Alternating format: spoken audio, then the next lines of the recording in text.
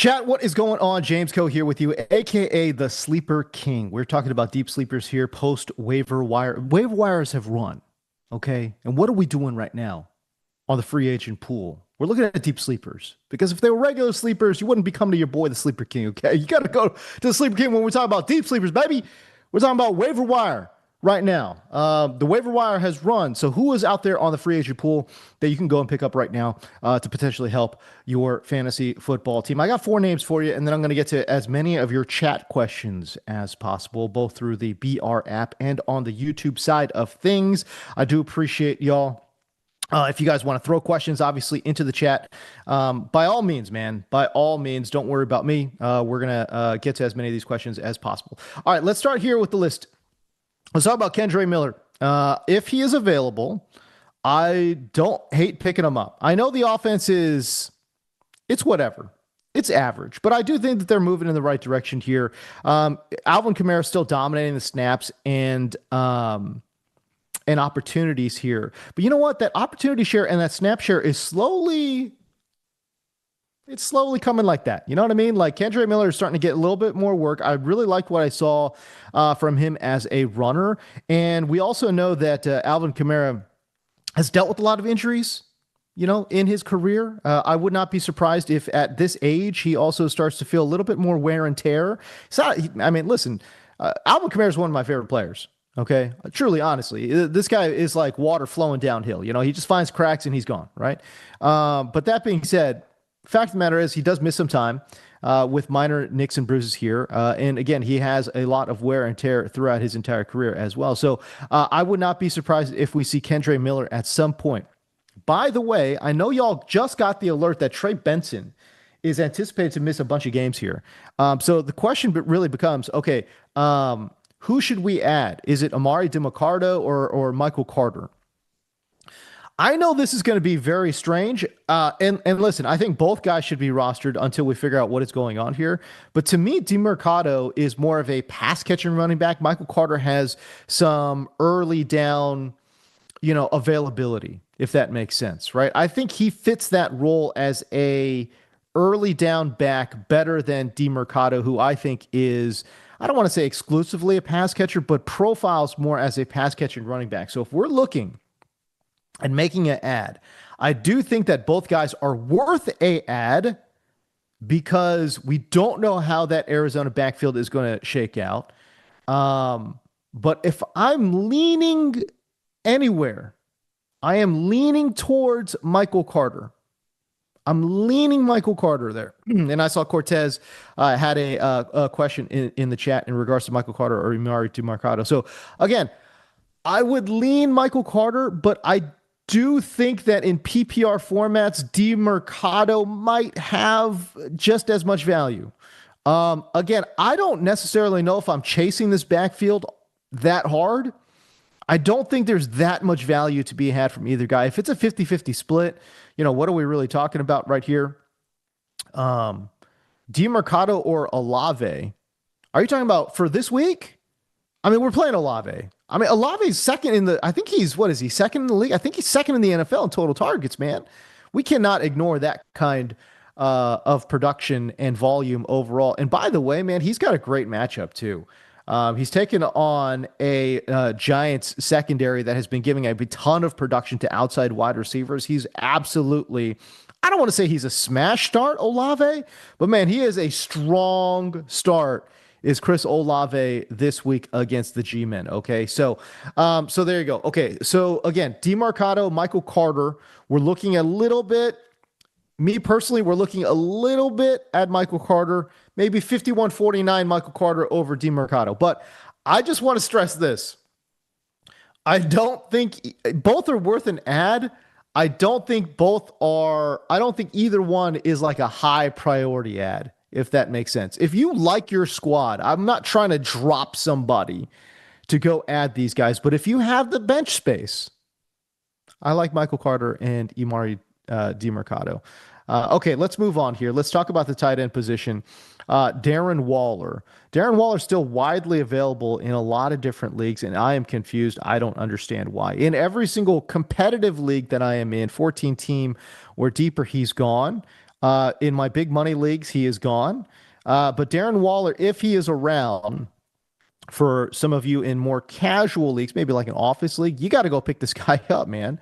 Not only did he catch touchdowns here for Miami, we're thinking about Tyreek Hill, obviously. Tyreek Hill is now gone from Miami. Darren Waller now can step in and kind of sort of fill that target hole. And I do want you guys to think about, what Jonnu Smith's role on this offense was like last year as well. For whatever reason, Mike McDaniel was emphasizing the tight end a bunch last year. They've kind of gone away from it now that they traded away Jonnu Smith, and Darren Waller was getting up to speed, but obviously he's now up to speed. And I would imagine Darren Waller is going to get a lot of design looks. He's going to get a bunch of routes run and snaps played. Can his health hold up? We'll find out. But for the time being, I think Darren Waller's an absolute must start. Just because, again, the role that Mike McDaniel has carved out for tight ends in this offense, I think he's going to see a ton of volume. I do believe in what I saw there in week number 4, where he had, 4 targets, 3 grabs, 27 yards, and 2 touchdowns. Now, the 2 touchdowns obviously is a little bit of a red herring there. But yeah, keep in mind, guys, he only played 15 snaps because he's coming back from injury here. As that snap share gets ramped up, right, we're going to see 30 snaps, 40 snaps, bunch of routes run, bunch of targets. Tyreek Hill is gone. It leaves a huge vacuum, a huge void in the target share as well. I really like Darren Waller if he is available for y'all out there right now. All right, I see a bunch of questions in the chat. By the way, chat, I just want y'all to know, I see y'all on the YouTube side, and I see y'all on the Bleacher app as well. Don't worry. I got both sides covered here. I'm multitasking, man. Okay, I got multiple screens up right now. It's all good. Brian Apple, can any Washington RB be trusted to roster? No. I know we wanted Bill, or what is it, JCM, Ja'Cory Krosky-Merritt, to be a thing. It's just, look, it's a 3-man rotation there with Washington. As a matter of fact, let me pull up their last game log here. It is truly a 3-man backfield with Washington right now. You know what? Hold on. Let me pull up their last game. So on their last game, Chris Rodriguez played 40%. JCM played 33%. Jeremy McNichols played 33%. No one cracked 40% in terms of snap share. And Ja'Cory Krosky-Merritt didn't even crack 35%. He's locked in a depth battle with Jeremy McNichols, man. You know what I mean? So, no. Chris Rodriguez gets no passes thrown his way. So, no. I want no piece of this Washington backfield at all. Unfortunately, Brian Apple. Eric Z, what's up, dude? What's cracking, man? Co knows what's going on. I was late to the waiver wire in some leagues, but I picked up DeMercado. Dude, beautiful. Benson on IR. Dang, I forgot about Michael Carter. Are both Carter and DeMercado flex starts versus Tennessee? No. Nah, man. Tennessee has been giving up production, but no. Absolutely not. We're playing either one or the other. Again, a 51-49 lean on Michael Carter for me. Dart or Knicks from Esco? Knicks. Guys, Jackson Dart just lost Malik Neighbors. He threw for 111 passing yards against the Chargers last week. I don't know. I know he won, and I know he got a rushing touchdown, and he got a bunch of rushing yards, and we like rushing yards, for sure. We love rushing yards. But we like rushing yards with quarterbacks that can also throw for more than 200 yards, if that makes sense. You know what I mean? Like, what are we sacrificing here? I like the fact that he runs, but in fantasy, that's great. But can my man throw for more than 200 yards? He threw for 111. 111 against the Chargers. And he just lost Malik Neighbors. Bo Nix is solid, man. I mean, he's not world beater, but he's leagues ahead of Jackson Dart right now. And listen, obviously in fantasy football on a game by game basis, these things can change. But if we're talking season long, Knicks by a million miles over Jackson Dart. By the way, Jackson Dart has some, problems in his scouting profile as well. I don't want to get into all those things, but yeah, bottom line is I don't think Jackson Dart is a perfect quarterback by any stretch of the imagination. I don't even think he's that high level of a quarterback prospect. Okay, so why the Giants moved up in the draft to go select Jackson Dart? I have no idea, but we'll see. I mean, he's an interesting sleeper. I'm the sleeper king. He's an interesting sleeper, but nah, man, go ahead and go give me Bo Nix over Jackson Dart right now at this point in their careers. All right, we're moving on with the list. We talked about Kendre Miller. We talked about Darren Waller. I want to highlight a running back that should be widely available right now, and that is Isaiah Davis there for the New York Jets. Again, Braylon Allen looking like he's hurt, looking like he's going to miss a bunch of games here as well with a knee injury, I believe it is. I think it's a knee injury. But Braylon Allen is out of there. Isaiah Davis, low key. This is what's funny. Isaiah Davis, low key, was better than Braylon Allen last year. And from what limited number of snaps I have seen this year, I think that Isaiah Davis is actually better than Braylon Allen this year as well. It just happened to be that Braylon Allen has way more draft pedigree. He played at a bigger name school in Wisconsin versus Isaiah Davis, who played at a small school. I don't know, man. Bottom line is, actually am low key excited about Isaiah Davis. I think he's a really solid backup. And for whatever reason, the Jets just, I don't know why they hate Breece Hall, but they hate Breece Hall. They will not let Breece Hall they won't unshackle Breece Hall. Breece Hall should be playing like 75% of the snaps. That's how special of a talent. Like, he is a really good running back, extremely good running back. And for whatever reason, the Jets just don't like him, man. I don't know. But Isaiah Davis should absolutely be rostered. If the Jets are going to continue to use this, 50-50 split there in New York, Isaiah Davis is going to get a lot of carries. And I tell you what, I really liked what I saw from him last year. And I liked what limited action I've seen from him this year. Isaiah Davis needs to be on a roster. As a matter of fact, I'm more excited about Isaiah Davis than I am about Michael Scott or Emari Demercado.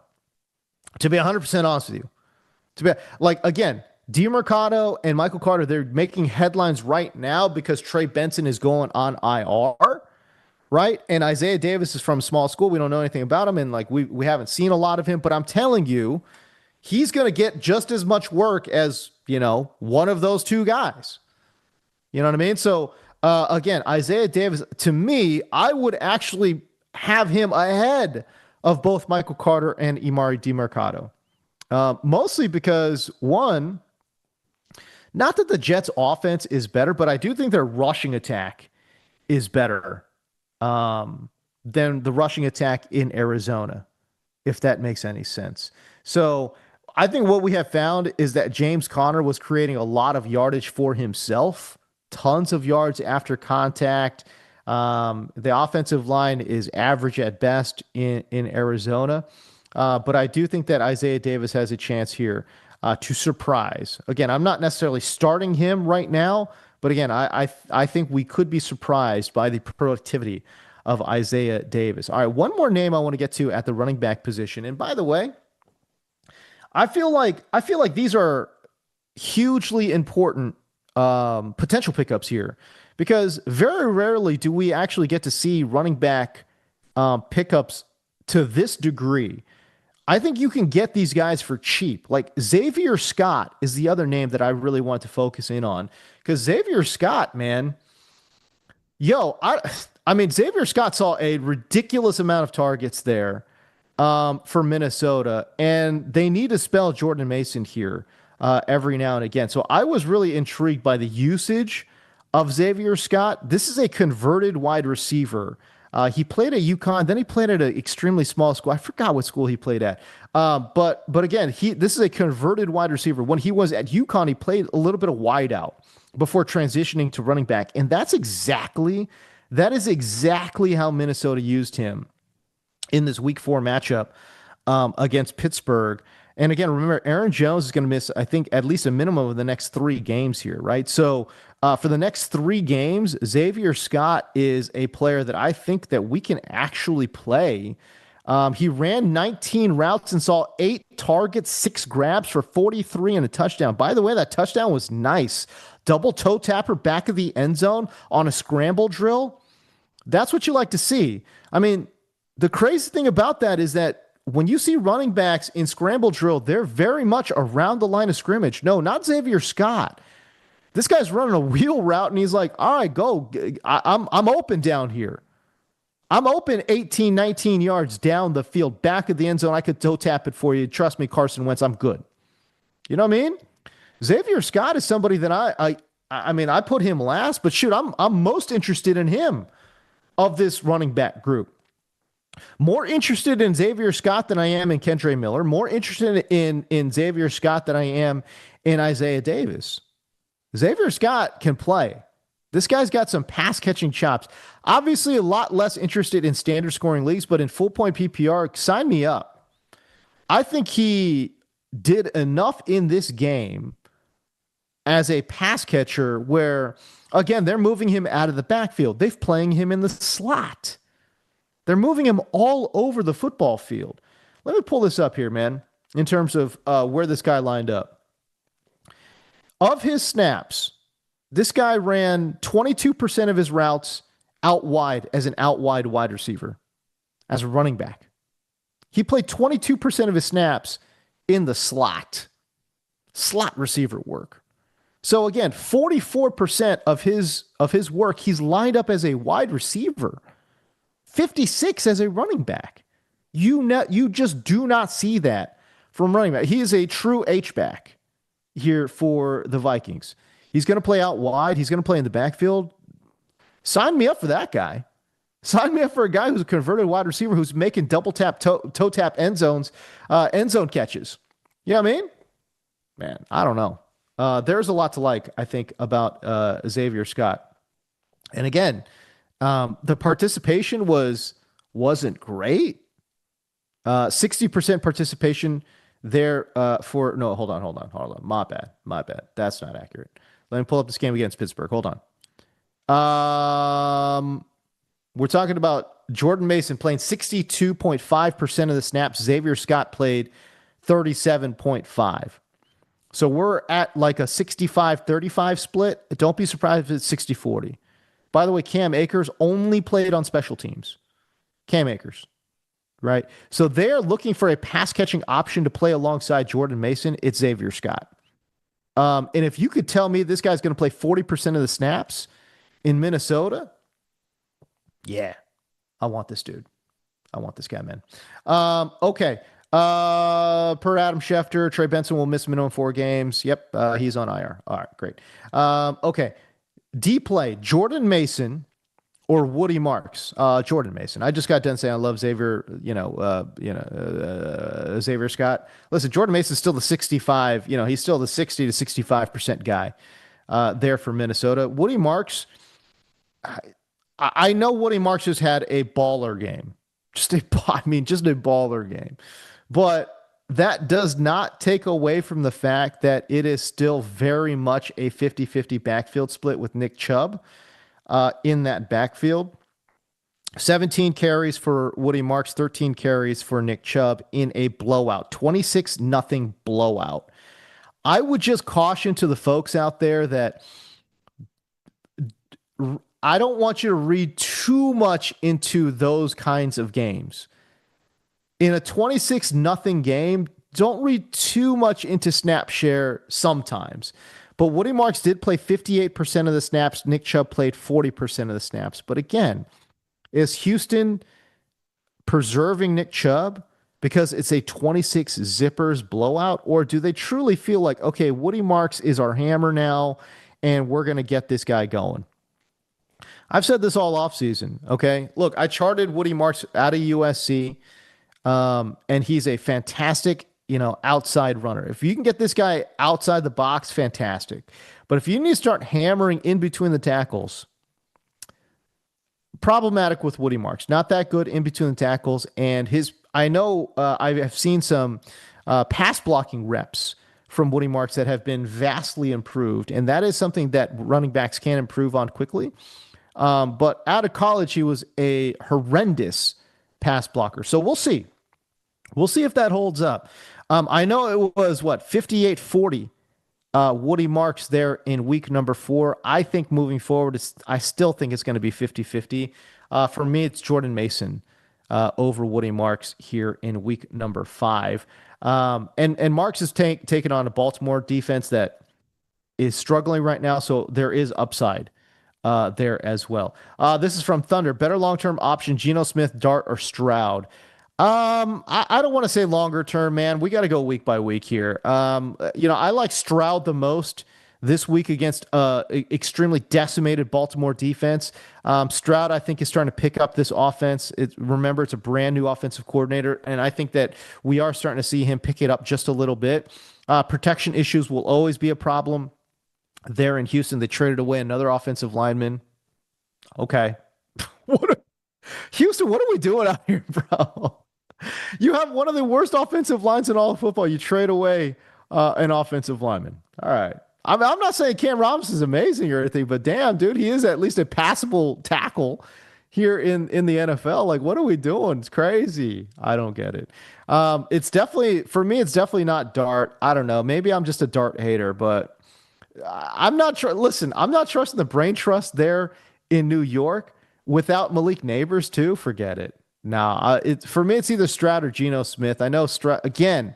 I want to emphasize Dart is getting the headlines because he's new and he won.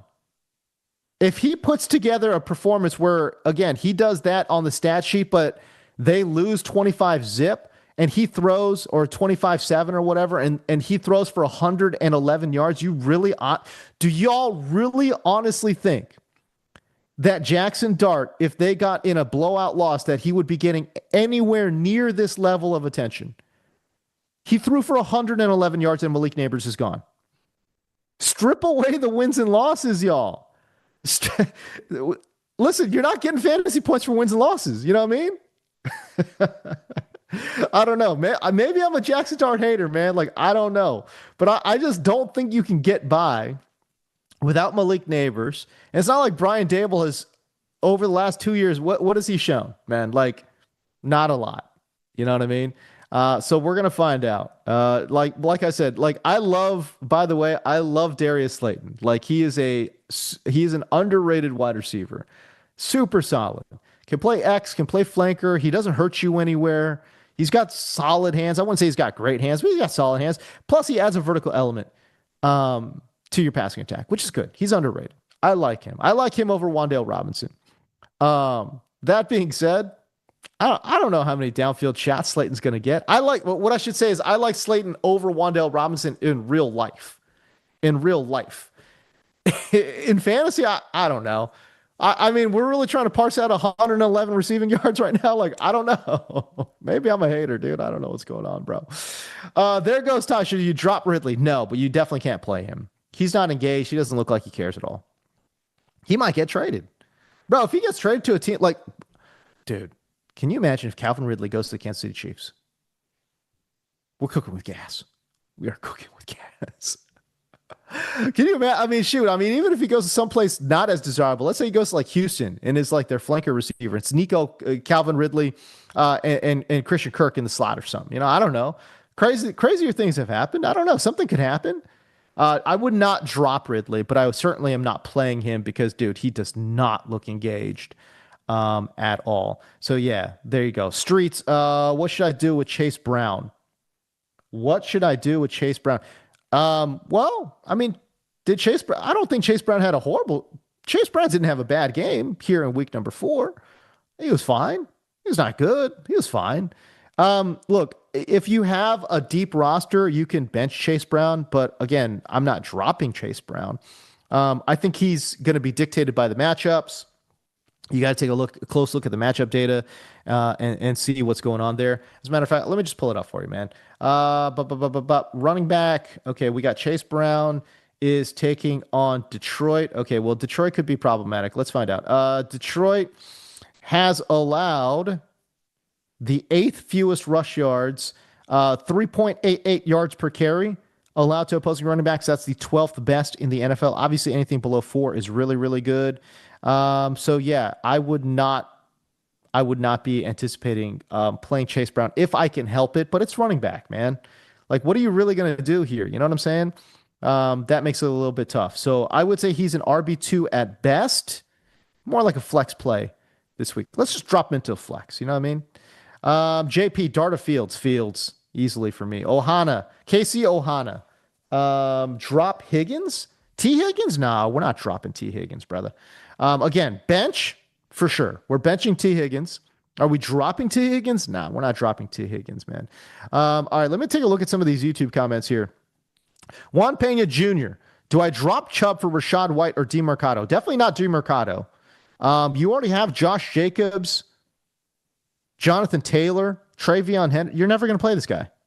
Do you drop anyone off the bench? No. I mean, again, if you're looking to drop somebody, you could drop Chubb for Rashad White. I'm interested in Rashad White because Bucky Irving was in a walking boot today, so it sounds like he might miss some time here. Yeah, Esco. Never mind, you got Scott instead. Okay, good for you. I think I missed that comment, brother. Jelly of the month. Lost Neighbors and Tillman. Unsure if Juwan plays. Sounds like he's not going to play. London's on a bye. Trade Travion Henderson for Olave? Dude, of course. What? Yes. I know Olave has been underperforming, but it's not like Travion has run away with this backfield. 100% we're trading Travion for Olave. Absolutely. That's a great trade for you, man. Let's go. Eric Z. Dylan Gabriel worth a pickup in Superflex? Yes. First of all, in Superflex, every quarterback is worth a pickup, 100%. We're also one step closer to seeing Shedeur Sanders, man. So I don't know, brother. The Smitty. Start 2 running backs, Monty, Henderson, Marks, or Rashad White. So I think Rashad White's going to be the starter. I'm going to say Rashad White. And of this group, I'll say Marks ahead of Travion Henderson right now because it's a little bit of a split backfield here. I want to make sure I got through everybody. Did I get through everybody? I did. Oh, look at me. I got through my list quick because I only put 4 guys on the list this week because I wanted to get to more of your questions, y'all. Oh, there you go. Okay. No Caparoni. First of all, awesome screen name. Awesome handle. Imari or Carter. I answered this one already. I'm 51-49 leaning Carter. 51-49 leaning Carter there. Just a very small lean. Demetrius Mojica. Trade Rashee Rice for Woody Marks. I think it's a good trade only because we still got a ways to go before Rashee Rice gets activated. And again, we don't know what he's going to look like in this retooled Kansas City offense. He hasn't played football in forever, man. He has, by the way, I cannot stress this enough. The guy has not played football in ages. If you think that Rashee Rice is going to drop in and be early 2024 Rashee Rice because that's the last time you saw him, you're going to be in for a rude awakening. You just can't. I mean, it's disrespectful to the game to say, okay, this guy's going to miss a year of football and he's going to drop in like he missed no time. I've seen a few players be like this. Crazy good athletes, but I just don't think that Rashee Rice is going to drop in out of nowhere and be that guy. So yes, if you're getting Woody Marks, who is potentially the lead back there in Houston, 100% for sure, we're trading Rashee Rice for Woody Marks right now. 31st Century. Also, Imari versus Carter to replace Benson. Oh, okay, I got you. Yeah, again, Carter on a very slight lean. Party Man 40. Jamar Chase also a bench? No. I think Jamar Chase is going to see too much volume. And again, we do have to lower expectations. The quality of volume is not going to be good, obviously. But again, still somebody that I think can see anywhere between 7 to 12 targets a game. You want that guy starting for you. Again, shoot, man. To be honest with you, if you could guarantee 7 to 12 targets for any wide receiver, you should be starting them. Let alone somebody who's great after the catch in Jamar Chase, let alone somebody who's an explosive athlete like Jamar Chase. So no, we're not benching Jamar. We're gonna stick him in the lineup, lower expectations, and hope for the best. You know what I mean? Full point PPR. Which receiver could get me Javonte Williams? I'm assuming Sutton, Tet, Devontae, Shakir, or Johnston. Johnston will get it done, 100% for sure. Sure, QJ's been running hot right now. I can't imagine anyone's looking to move a running back for a part-time player in Shakir. I know he just scored a touchdown. Devontae Smith has been doing nothing. Um, I like Tet more than Javonte. I don't know. I think Tet's a special player. So it'd be painful for me to move Tet for Javonte. And Sutton, I think, can be moved for Javonte too. So again, if you're getting Javonte Williams back, I think Sutton or Sutton or QJ would be the move. I just don't want to part ways with Tet because I think he's a special player, man. Okay. Let's get to some of these questions on the other side. On the app. Is Hawkinson droppable? Again, it depends. Tight end is a tough spot to fill. And I think better days are ahead for Hawkinson. But that being said, I was not encouraged, obviously, by the usage over the past couple of weeks. I don't know. We'll see. He's also a slightly older player, so there is a little bit of concern there as well. This is from Daniil Trade Judkins for Rice and Diggs. I love Diggs. I'll tell you that. I love Diggs. He's really coming around, but I love him this week too against Buffalo. Revenge game. Y'all, Sleeper King special here. Stephon Diggs. Like, I know he's not available on the waiver wire. I'm just saying, if you have Stephon Diggs, play him. I love the matchup. Buffalo's been giving up production to outside wide receivers. Stephon Diggs in a super revengey game. By the way, Stephon Diggs has seen 22 targets, no touchdowns. And he's catching everything. 19 grabs off of 22 targets. He's catching everything. I think he's a super safe PPR floor, and I think he catches a touchdown this week. I love Stephon Diggs in a revenge game against the Buffalo Bills. Polo player Carter, Luke McCaffrey, or Justice Hill. Man, we're going to the dregs. You're my people. We're in the dregs now. Michael Carter, Luke McCaffrey, or Justice Hill. I would probably roster Carter first because I think he's going to get some playtime.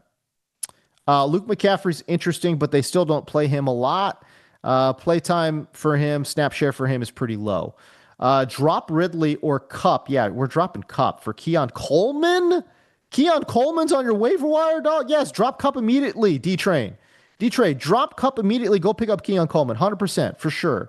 Andrew, do you think Devontae Smith will ramp it up to get better trade value or try to move him? I mean, you can't move him he's not going to get any lower. You know what I mean? It can't get any lower. You're trading him at his absolute lowest value, Devontae Smith, right now. So if you're looking to get better trade value, yeah, we're going to hold on to him and see what happens. But I'm not playing him. By the way. Juwan Johnson or Waller. I view them about the same, to be honest with you. And Juwan Johnson's been getting a ton of work recently. Again, tight end is a tough place to navigate because, target share, volume share is not really great. They don't see a lot of air yards either. So, if a tight end can give you 800 yards and 7 touchdowns, he's a top 10 tight end. You know what I mean?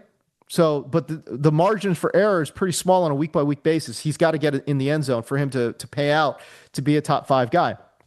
Juwan Johnson, Waller, I think those are both those guys. They have profiles to be top 8, top 10 fantasy tight ends this year. We'll see. I really like Waller, though.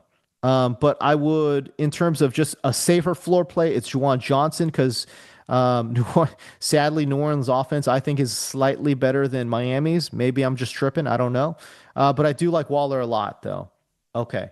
I think we're just about down to it. No? Yeah, I think we are. My producer's like, hey, you can rap. Well, let's rap. Let me get to one. I want to get to one more question, man. Am I late to the Trey Benson news? Yeah. Trey Benson on IR, baby. Steves. People in the league so fast. Yeah, bro.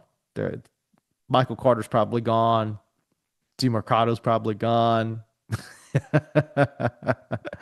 We all want to know if we should pick up DeMarcado or not. Bro, I've been saying this all chat. Where you been? Rendon Die, where you been? Yes, I'm leaning Michael Carter, 51-49. Michael Carter over DeMarcado. But yes, both should be picked up. 100%. We got to figure out how this is going to work. Anyways, there we go. That's the show, guys. We'll see you guys next week. I appreciate y'all. Everyone who jumped in the chat, definitely appreciate you guys. Hopefully, I got to as many questions. Hopefully, I got to enough questions where you guys are satisfied. Anyways, follow me on the socials, man. You guys know it. At James D. Co. I answer questions all day long on X and on Instagram, on YouTube as well. I'm also on TikTok, y'all. So if y'all want to find me there, let's get it going. Anyways, we'll see you guys next week. Peace out. Remember, it's never too late to chase your dreams.